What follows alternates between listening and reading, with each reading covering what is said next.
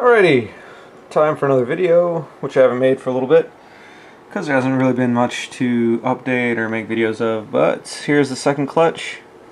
It turned out to be the pewter, that bread. Here's one of the nice little black pastels.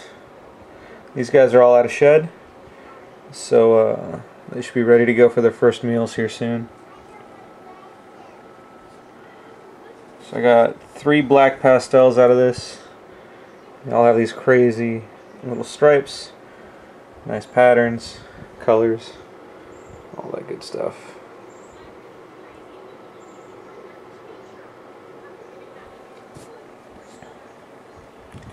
So there's this last little black pastel.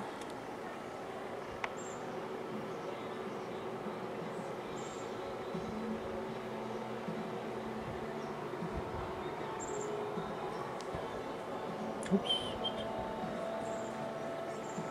So 3 of those guys and 1 pewter.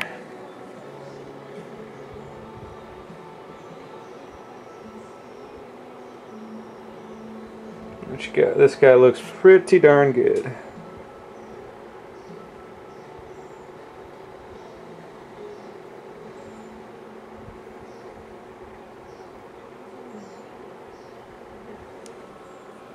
And then, let's see here, 4 normals, which are in there.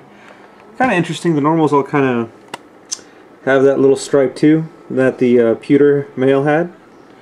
So it kind of passed on to everybody. And looking around on Google Images and stuff, it seems like the black pastels generally have that stripe on the tail. It's kind of cool that the normals have it too.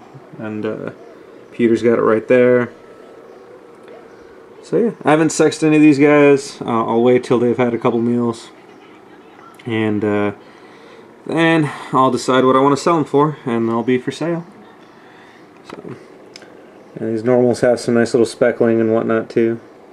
So kind of cool how everything's influenced, you know, by the parents and the offspring, or the offspring. Yeah, the offspring are influenced by the offspring. That fucking makes a lot of sense.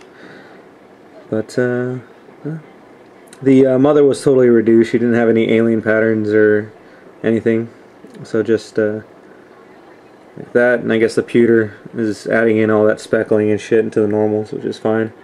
Surprised I didn't get a standard pastel. Would have been interesting to see what kind of pastel it kicks out. But 3 black pastels and a pewter is not too bad. So alrighty, thanks for watching, guys. Hey, what's going on, everybody? Thought I'd add in some more clips to the video here, I guess, whatever. This is one of the normal girls that laid a clutch. She laid the pewter clutch, and it's feeding day for me. Just wanted to show a couple things. You know, there's kind of, I guess you could call it a debate. Some, you know, there's old wives' tales.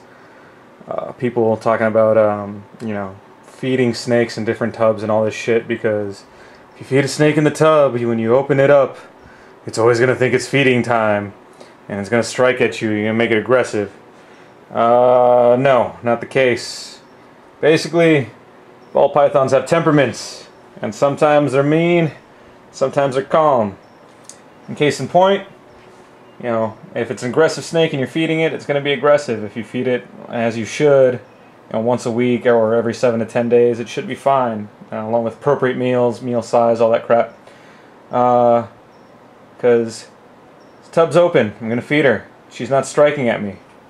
She's just kind of chilling. And not only is she not striking at me, but there's rat scent in the air, because I got the feeders right here. And so she should, if she starts flicking her tongue, realize that it's feeding time and not strike. I mean, I don't know what else to say. There's a rat. I don't feed them live, I feed them fresh killed, so I'm going to kill that thing and then feed it to my snake, which I'll probably edit it out. Here's the first clutch of snakes here. They're all chilling in these little tubs. It's their first meals. This lesser has actually killed that mouse fuzzy and then forgot to eat it, so I'm hoping it's going to eat it. This one down here is chugging down on a mouse fuzzy. I think that one just ate a pinky. This one's hanging out down here. These guys hanging out. Anyways, pinkies. I don't like them. I have very poor success with trying to get snakes or ball pythons to eat pinkies for their first meals. What I find works best, and I got this tip from Brian at BHB when I had pain in the ass time trying to get snakes to eat, was mouse fuzzies. They work the best for me. Basically, just put them in live, and usually the snakes go for them. You can do live pinkies too. They move around, they kind of stimulate the snake to eat, but I think the fuzzies work best. It's a larger meal. They, you know, kind of more similar to what they're going to eat in the wild and gets them going more. After their first shed, I'll still wait a week. I've tried feeding right after their first sheds when they hatch out, and I've had really shitty luck. So usually about a week after they shed for the first time is when they'll start eating. Their digestive systems have started to really kick in. You know, they absorb the yolk and all that stuff. And another good way to tell is they'll have their first urates out, usually from the yolk, and it means they're probably ready to go.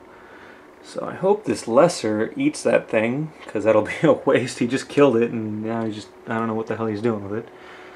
Pinkies, whatever. Got some stuff going on.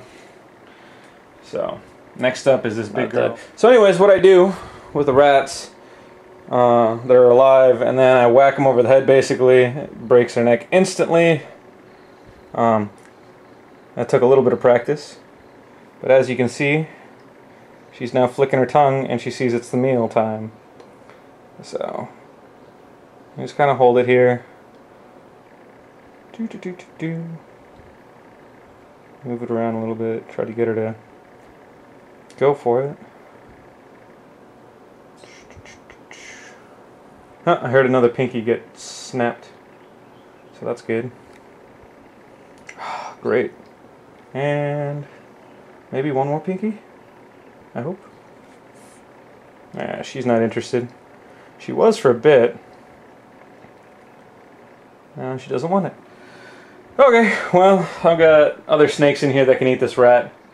So, that's that. Sure you don't want it, Snaky? You don't want the rat?